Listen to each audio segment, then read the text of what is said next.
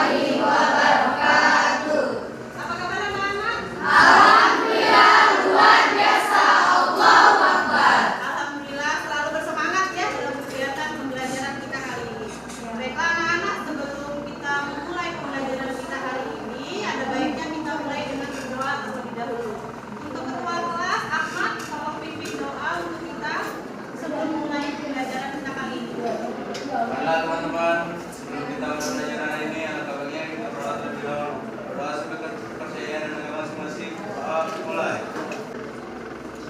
Berdoa selesai. Oke, terima kasih Ahmad yang sudah memimpin doa kita untuk kali ini.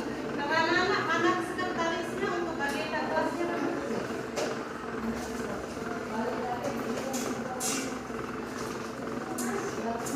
Ibu absen terlebih dahulu ya. Ya Bu. Ahmad Raihan. Hadir Bu. Ahmad enggak? Satu orang ya yang tidak hadir. Semuanya bikin PDF sama ada kegiatan OSIS. Ya.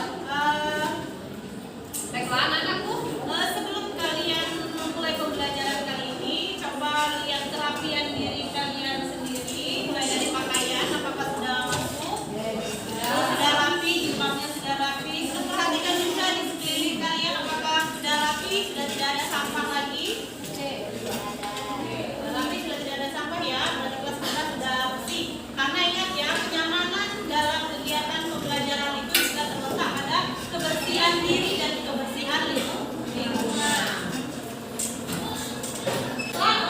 Di depan di situ sudah ada buku besar kita, yaitu buku besar perusahaan jasa ya. Kita lanjutkan materi kita pembelajaran pada minggu lalu. Sebelum di sini satu lihat buku besar perusahaan jasa untuk pembelajaran kita minggu lalu. Siapa yang masih ingat kita belajar mengenai apa saja? Apa lu? Kita belajar mengenai jurnal umum. Benar ya yang dikatakan lu bahwa kita belajar mengenai jurnal umum. Nah, di jurnal umum siapa yang masih ingat materi kita tentang apa saja? Penempatan debit kredit. Apa? Penempatan Debit dan kredit. Benar ya, ada 5 atur besar kemarin ya. Harta, utang, modal, pendapatan, di mana ketika harta bertambah di debit, harta berkurang di kredit. utang bertambah di Kredit. berkurang di Debit. kalau beban bertambah di Debit. berkurang. Kredit. Alhamdulillah masih ingat ya untuk pembelajaran kita pada minggu lalu mengenai jurnal umum. Selain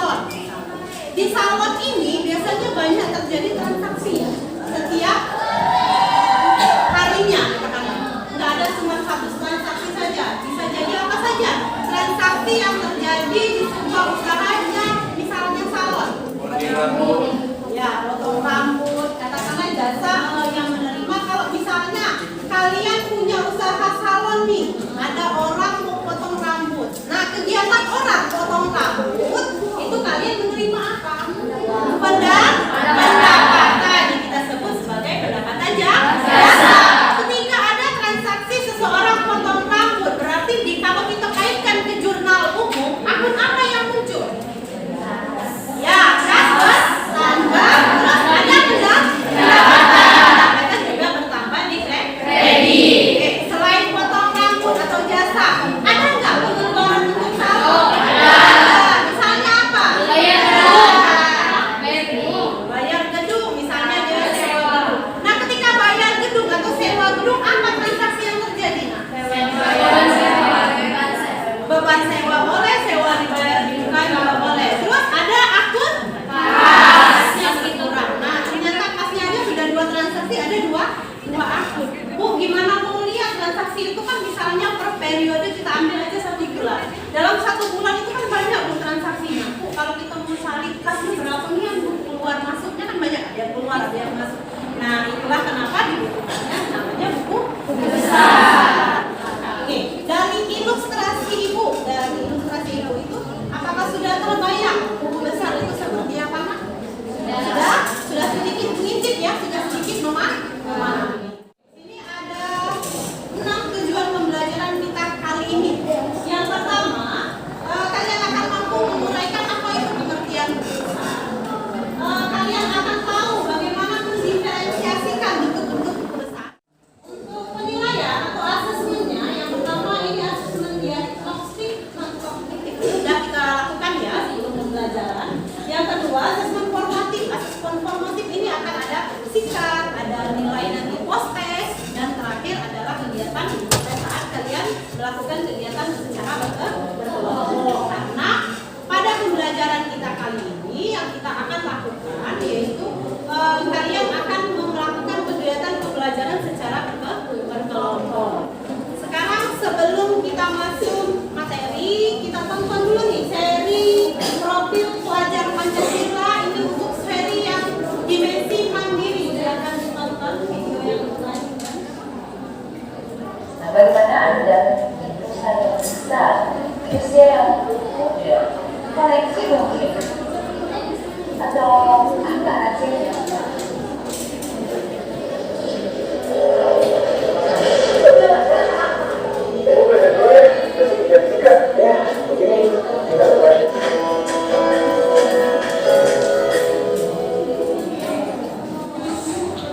Lanjut ya, Nak.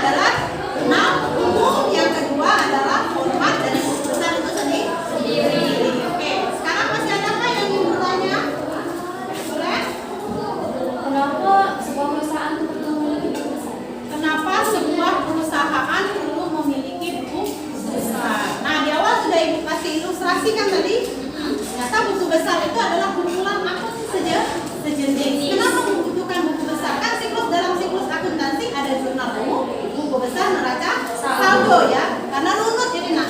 Ketika membuat jurnal umum, kita nggak mungkin langsung loncat ke neraca saldo. Karena di neraca saldo ini adalah kumpulan dari saldo-saldo akun yang terjadi pada transaksi dari jurnal umum. Jadi harus melewati yang namanya buku besar. Kenapa harus buat buku besar? Supaya perusahaan itu tahu saldo yang sebenarnya dari masing-masing akun atau masing-masing transaksi yang sudah terjadi selama satu periode. Nanti bermanfaatnya untuk apa, Bu? Bermanfaatnya untuk penyusunan neraca saldo. Oke, ada lagi yang ingin bertanya? Kalau nggak ada, kita lanjut ya ke video yang kedua. Ini di video yang kedua, silahkan disimak secara baik-baik bagaimana membuat posting itu sendiri ya.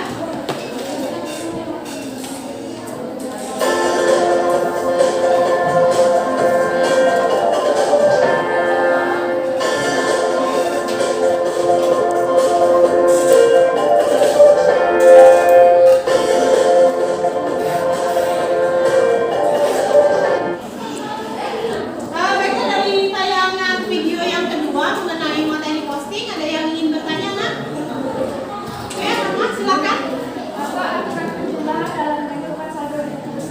Oke, bagaimana cara penjumlahan? Berarti saldo akun buku besar. Ini, misalnya tanggal 1 itu ada akun kas ya, kita ambil satu akun aja ya. Akun kas di debit 10 juta. Ternyata di transaksi tanggal 2 ada akun kas muncul lagi, tapi beda posisi. Beradanya misalnya di posisi kredit 1 juta. Jadi transaksi awal 10 juta di debit, transaksi kedua di kredit 1 juta. Nah, untuk debit dan kredit ini kan beda ya. Maka kita buka. Ini aturannya. Jadi 10 juta tadi ketemu dengan kredit dan transaksi berikutnya 1 juta, kita kurang, berarti tinggal 9 juta kas kita. Kas 9 juta ini posisinya kita lihat yang mana yang besar, di debit kah ataukah di kredit kah? Kalau di debit berarti posisinya tetap di debit. Jadi kasnya di debit, saldo 9 juta. Ada lagi misalnya transaksi tanggal 3, ada akun kas berada di posisi debit. Tadi ingat ya, kita debit 9 juta. Ada akun lagi, saldo lagi, kas misalnya 3 juta di posisi debit. Debit kita tadi 9 juta, ketemu dengan debit lagi di transaksi setelahnya 3 juta. Berarti debit ketemu dengan debit maka ditambah karena dia sama debit dan debit posisinya. Maka 9 juta kita tambah dengan 3 juta. Berarti saldo kas kita 12 juta. Posisinya tetap di debit. Di aturannya ya, aturan penjumlahan di posting, debit ketemu dengan debit, transaksi setelahnya maka ditambah, posisi tetap di debit. Kredit ketemu kredit, ditambah, posisi tetap di kredit.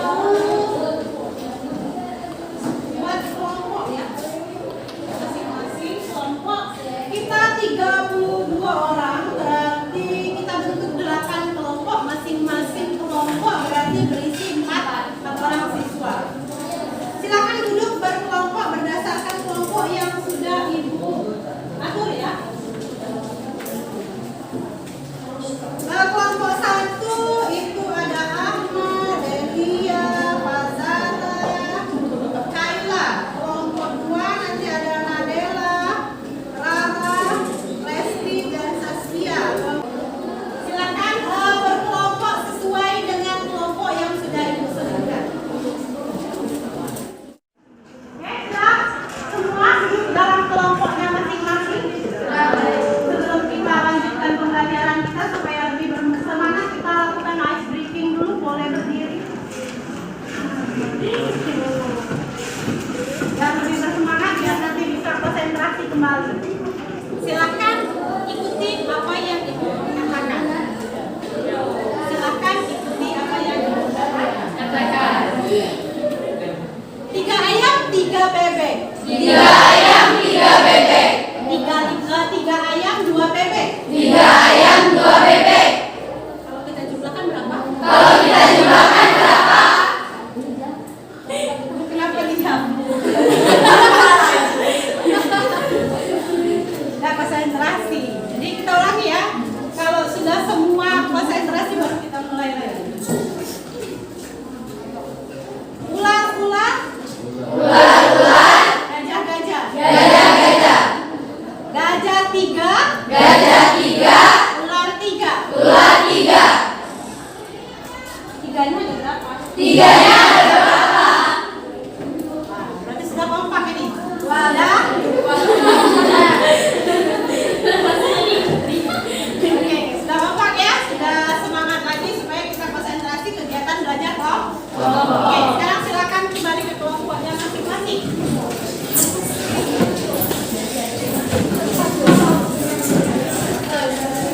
Ibu. Ini dibagikan LKPD ya. Masing-masing LKPD silakan dikerjakan nanti. Kelompok 1.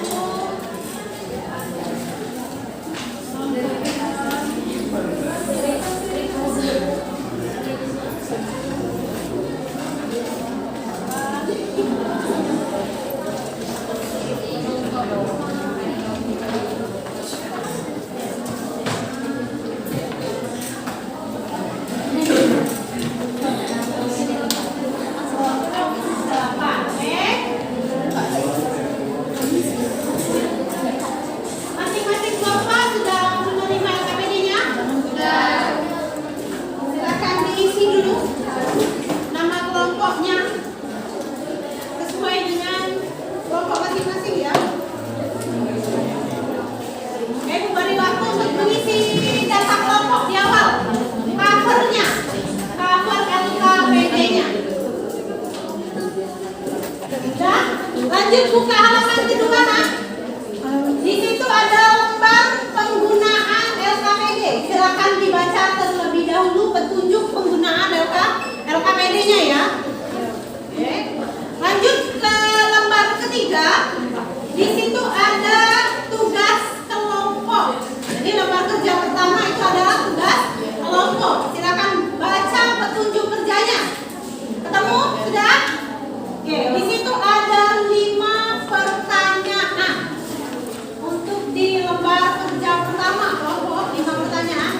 Silakan kalian berdiskusi. Oke, untuk yang berikutnya ada lembar kerja kedua ya. Silakan dicek. Untuk lembar kerja kedua itu adalah tugas individu. Tugas sendiri. Jadi nanti di situ ada jurnal umum yang Ibu sediakan. Silakan buat besarnya bentuk saldo rangkap. Silakan diisi, berarti itu tugas sendiri. Untuk tugas individu nanti silakan dibuat di buku catatan masing-masing. Nanti dikumpul. Oke, untuk pertama silakan dikerjakan dulu untuk tugas kelompoknya. Ya, Nabi silakan. Boleh, silakan ya. Untuk mencari kajian literatur, menjawab soal dari tugas kelompoknya boleh mencari di handphonenya. Tapi ingat, gunakan handphone dengan bi. Oke, silakan. Ada pertanyaan tentang LKPD? Tidak ada, jelas semua ya tentang soalnya. Oke, silakan mengerjakan sesuai dengan kelompoknya masing-masing.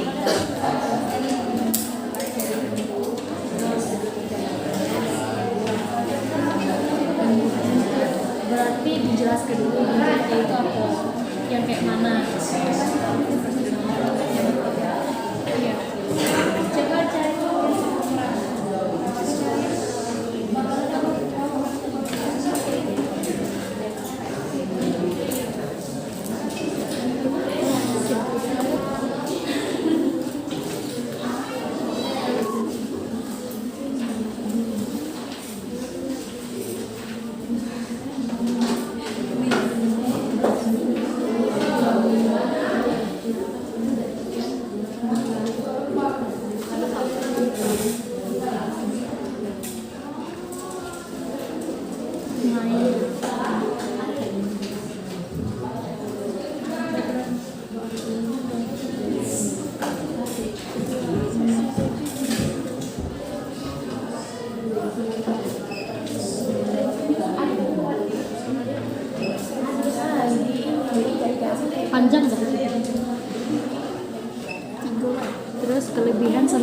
lanjut.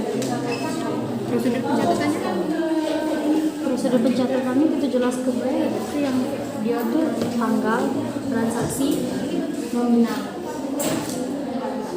Udah tulis tanggalnya di mana? Iya. Untuk yang pertama format tanggal beserta mana, terus transaksinya kan.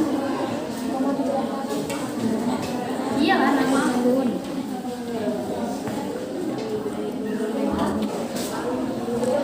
Ya, nomor 2 berapa?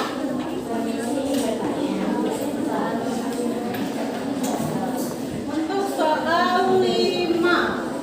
Cek dulu. Untuk soal nomor 5, instruksinya perhatikan bukti transaksi berikut ini. Kalian lihat di sana soal nomor 5 ya kan? Itu ada 2 bukti transaksi ya. Ada bukti penerimaan kas, ada bukti pengeluaran kas. Nah, dari 2 bukti transaksi itu silakan kalian buat dulu jurnal umumnya. Analisis jurnal umumnya, lanjut pembuatan buku besar. Di situ yang diminta adalah buku untuk T. Bisa dipahami? Oke, silakan dilanjutkan nomor 2. Oke, kelompok 3 ada masalah? Bisa?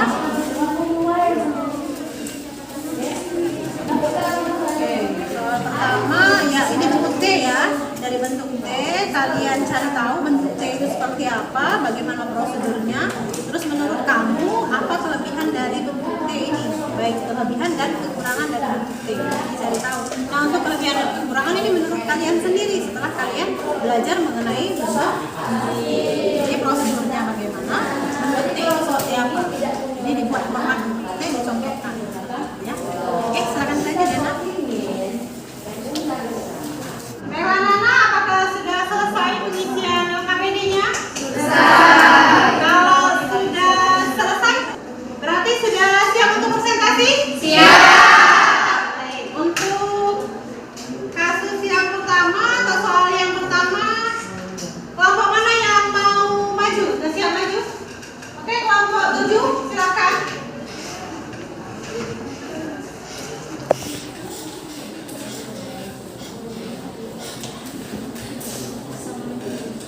Oke, silakan untuk kelompok 7 presentasi kasus tadi kasus nomor 1.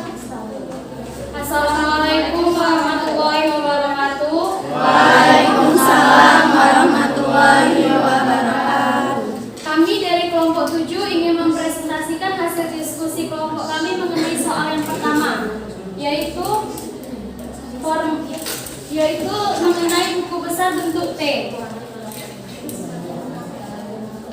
Formatnya adalah sebagai berikut. Bu, boleh minjem spidol?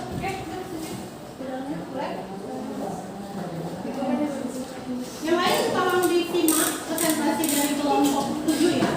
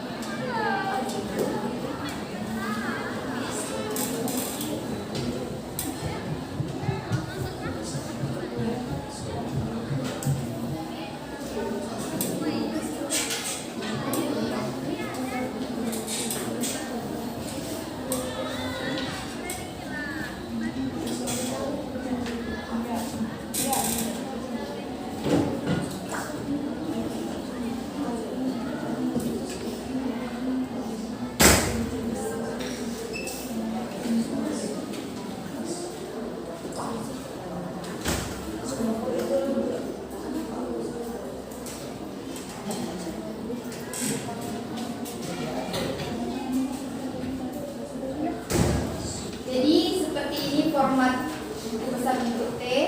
Sebelah kanan diisi saldo debit dan sebelah kiri diisi saldo kredit.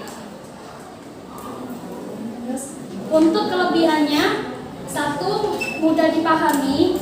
2. Lebih seimbang secara aritmatik. 3. Mudah mendeteksi kesalahan. 4. Bentuknya lebih efisien. Itu bagi kelompok kami.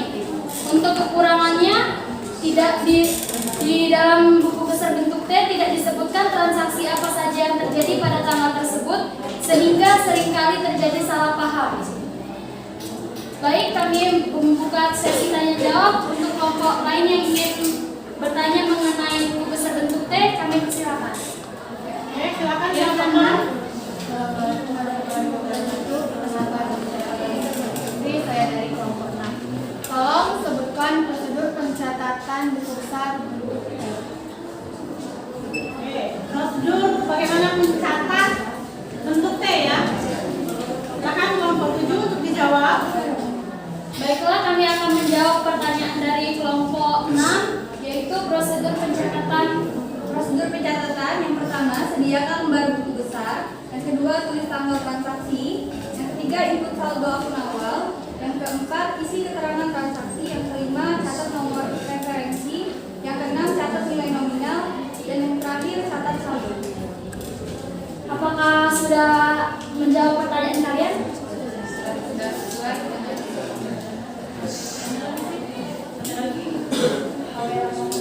apakah ada yang ingin menambahkan jawaban?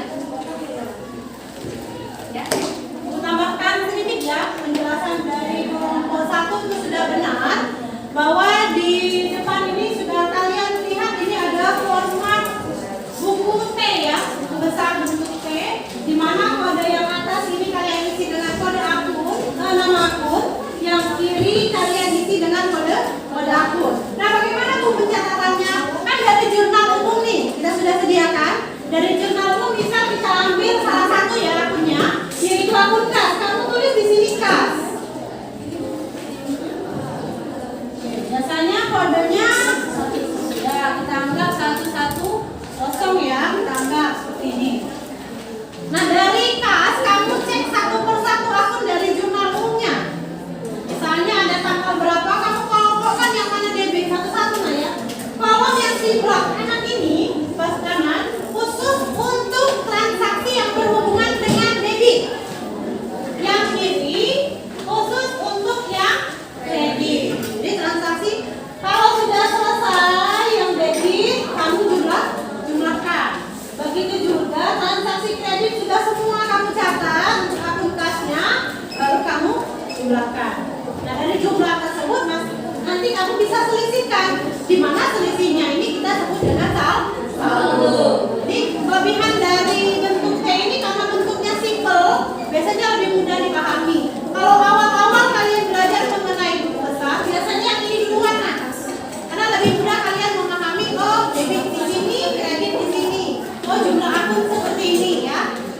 Tetapi ada kekurangannya. Kekurangannya harus selesai dulu transaksi baru tahu saldonya. Kalau nggak tahu misalnya kita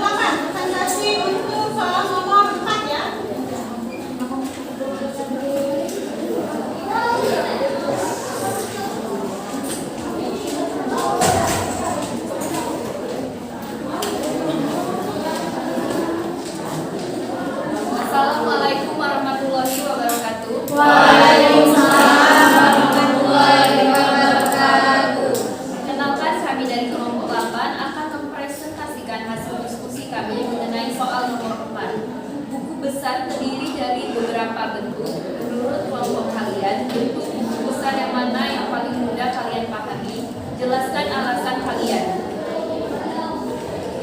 Besar terdiri dari 4 1.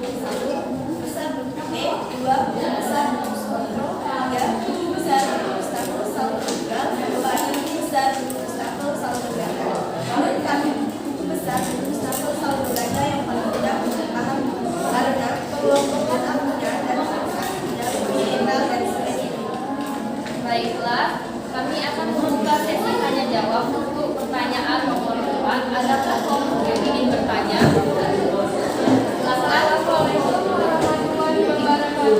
Waalaikumsalam warahmatullahi wabarakatuh. Saya Nasib Waradila dari kelompok 3 ingin bertanya, mengapa kelompok kalian tidak memilih bentuk D padahal bentuk T lebih mudah?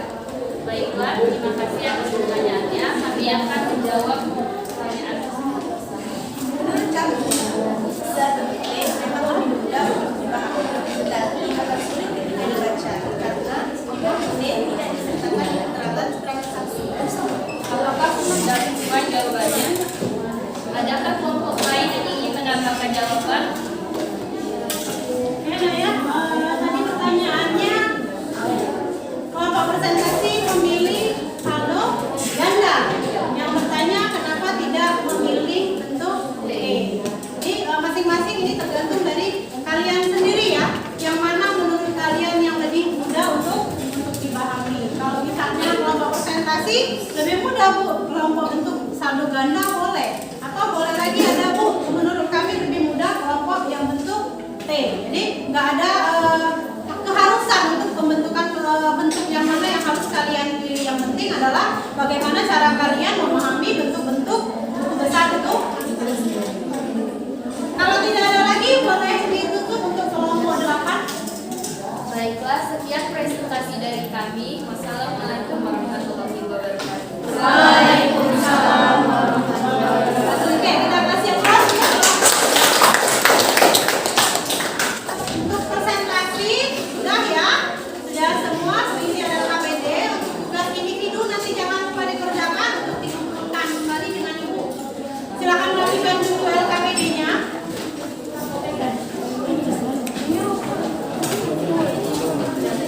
Untuk tugas individunya tetap dikerjakan ya.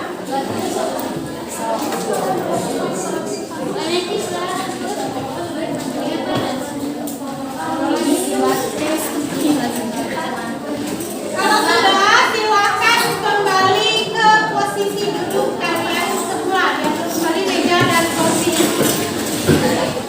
Baiklah anak-anak, pembelajaran kita sudah selesai ya. Sekarang kita masuk ke tahap kesimpulan dari materi buku besar yang sudah kita pelajari hari ini.